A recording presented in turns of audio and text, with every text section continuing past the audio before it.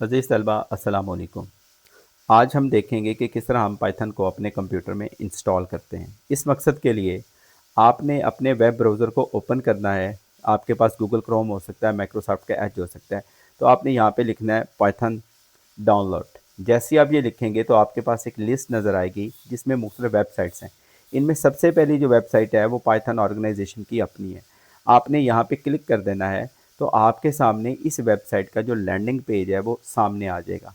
आपने यहाँ पे लिखा हुआ है डाउनलोड पाइथन इंस्टॉल मैनेजर, इसके ऊपर बिल्कुल क्लिक नहीं करना। आपने यहाँ पे पाइथन 3.14.5 वाली रिलीज़ के ऊपर क्लिक करना है, या आप विंडोज़ के ऊपर क्लिक कर दें अगर आपका ऑपरेटिंग सिस्टम इससे हट के है, लिनक्स है, मैकिन्टॉश है, एंड्रॉयड है, तो आप यहाँ पे क्लिक करके सिलेक्ट कर सकते हैं। यहाँ पे एक और ऑप्शन आ रहा है डाउनलोड।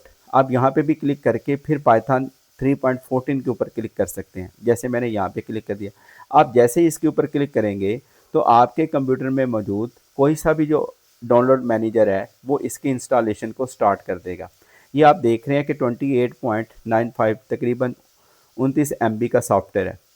अब आपके इंटरनेट की स्पीड के ऊपर डिपेंड करता है कि ये कितनी जल्दी से आपके कंप्यूटर में डाउनलोड हो जाता है। जैसे ही आपके पास पाइथन सॉफ्टवेयर एप्लीकेशन डाउनलोड हो जाएगी तो उसके बाद हम इसकी इंस्टॉलेशन की तरफ आएंगे। इंस्टॉलेशन में भी आपने कुछ चीज़ों का ख्याल रखना है। जैसे हमने देख लिया कि ये अब डाउनलोड हो चुका है। अब मैं उस फ़ोल्डर में जाऊंगा जहाँ पे ये पड़ा हुआ है, तो मैंने देखा कि ये मेरे प्रोग्राम्स वाले फ़ोल्डर में आ चुके हैं। अब मैं इसके ऊपर डबल क्लिक करूँगा तो इसकी जो इंस्टॉलेशन प्रोसेसिंग है वो स्टार्ट हो जाएगी। यहाँ पे आप नीचे देखें, दो आपको चेक बॉक्स मिलेंगे। इसमें जो सबसे नीचे वाला है इसको तो बिल्कुल भी भूलना नहीं है। इसको जब आप चेक करेंगे तो आपका जो पाइथन है उसकी जितनी भी एक्जी फाइलें हैं उनका पाथ सेट हो जाएगा। इसका एक और ये फ़ायदा होगा कि जब भी आप इंटरनेट की मदद से पाइथन की कोई सी भी लाइब्रेरी को इंस्टॉल करना चाहेंगे तो ये वाला पाथ आपकी हेल्प करेगा और आप कमांड लाइन इंटरफेस में जाके पाइथन की मुख्तलिफ लाइब्रेरीज़ को ऑटोमेटिक वे से लोड कर सकते हैं अपने कंप्यूटर में। तो इसके बाद अगर आप चाहते हैं कि एडमिन प्रिविलेजेस भी दिए जाएं, अगर आप इसको छोड़ भी दें तो तभी कोई हर्ज नहीं, लेकिन आप इसको कर दें तो उसके बाद इंस्टॉल नाउ के ऊपर क्लिक कर दें।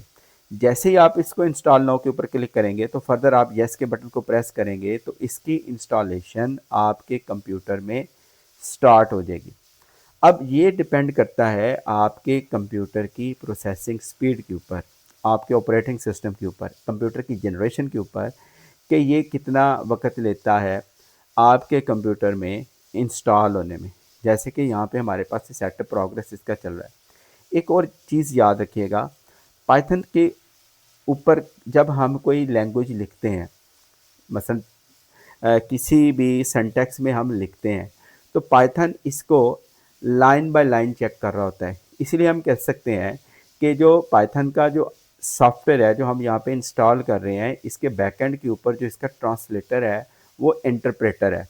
यानी वो जितना भी कोड है उसको लाइन बाय लाइन चेक कर रहा होता है, और अगर किसी लाइन पे कहीं भी एरर आएगा तो वो वहीं पे सारा काम रोक देगा और आपको अलर्ट मैसेज देगा, आपको बताएगा कि आपकी फ़लानी लाइन के ऊपर एरर है, मैं मज़ीद आगे इसको ऑब्जेक्ट कोड में कन्वर्ट नहीं करूँगा, मैं इसको अपनी लैंग्वेज के अंदर नहीं लेके जाऊँगा कि मैं आपको इसका आंसर दे सकूँ। आपने इस बात का ध्यान रखना है। लेकिन पाइथन लैंग्वेज की सबसे बड़ी खूबी है कि ये बिगिनर्स के लिए बहुत ज़्यादा ईजी है। तो इसने इसकी भी जो है लोगों को सहूलत दी है कि अगर लाइन बाय लाइन आप लिख रहे हैं तो कोई एरर आ जाता है तो हर्ज कोई नहीं है, उसको वो बाद में बता देता है। तो उसके लिए ये दो मोड सेट करता है, एक को हम कहते हैं स्क्रिप्ट मोड और एक को हम कहते हैं इंटरेक्टिव मोड। आपका जितना भी स्क्रिप्ट मोड है उसमें लाइन बाय लाइन प्रोसेसिंग ही चलेगी, आपको लाइन बाय लाइन ही उसका सारा डाटा मिलेगा प्रोसेस होके। लेकिन जब आप स्क्रिप्ट मोड के ऊपर होंगे तो उसमें आप सारे कोड को एक वक्त में ही सारा लिख देंगे, और उसके बाद जब आप इसको इंटरप्रेट करने की कोशिश करेंगे तो जो भी एरर होगा वो आपके सामने तब आ जाएगा कि किस लाइन में है। अब देखें, सेटअप वाज सक्सेसफुल। अब हमारा जो सेटअप है इस कंप्यूटर में कंप्लीट हो चुका है। अब मैं इसको क्लोज कर देता हूँ। अब मैंने देखना है कि क्या वाकई मेरे कंप्यूटर में पाइथन जो है वो इंस्टॉल हो चुका है। तो अब मैं ये जो सर्च वाला बटन है इसके ऊपर मैं क्लिक करूँगा। क्लिक करने के बाद आप यहाँ पे कीवर्ड्स देखें, पाइथन आईडीएलई या सिर्फ आईडीएलई का कीवर्ड लिखें। आप देखें कि आपके कंप्यूटर में अगर पाइथन सक्सेसफुल इंस्टॉल हो चुका है तो ये नीचे पाइथन आईडीएलई का जो शेल प्रोग्राम है वो उसको ले आएगा कि आपके कंप्यूटर में ये आ चुका है। देख लें, इसका मतलब है कि हमारे कंप्यूटर में पाइथन जो है वो इंस्टॉल हो चुकी है और हम अब इसके ऊपर काम कर सकते हैं। जैसे ही आप इसके ऊपर क्लिक करेंगे तो आपके पास सामने एक इंटरफेस आ जाएगा जिसके ऊपर आप पाइथन की कोडिंग स्टार्ट कर सकते हैं, जहाँ पे आपको मेरे कंप्यूटर की स्पीड का भी थोड़ा सा अंदाज़ा हो रहा होगा। जैसे ही आप इस इंटरफेस को ओपन करेंगे तो ये वो वाला इंटरफेस है जिसको मैंने कहा था कि इसके ऊपर लाइन बाय लाइन लिखा जाएगा और आपको एरर्स का यहीं भी पता चल जाएगा अगर आप कोई चीज़ भी गलत लिखेंगे। इसको हम कहते हैं आईडीएलई शेल। इसमें एक एक लाइन करके लिखा जाता है। आपको लेफ़्ट साइड के ऊपर ये 3 किस्म के इंजर्शन ऑपरेटर नज़र आ रहे हैं। इनका मानी ये है, इसका मतलब ये है कि आपका जो पाइथन का आईडीएलई शेल है वो काम करने के लिए बिल्कुल तैयार है। अब आप इसके ऊपर कुछ लिख सकते हैं। अगर आपको एक और वे बताता हूँ कि आपके कंप्यूटर में पाइथन इंस्टॉल हो चुकी है कि नहीं। उसके लिए आप फिर दोबारा से यहीं पे अगर आपके पास विंडो 11 है या कोई और है, सर्च में CMD लिखें।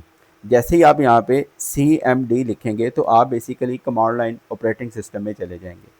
अब कमांड लाइन ऑपरेटिंग सिस्टम में जाके आप यहाँ पे देखें कि पाइथन का वर्जन कौन सा चल रहा है। पाइथन और 2 डैश ला के आगे आपने लिखना है वर्जन, तो आपको वही वर्जन मिलेगा जो आपने यहाँ पे लिखा था।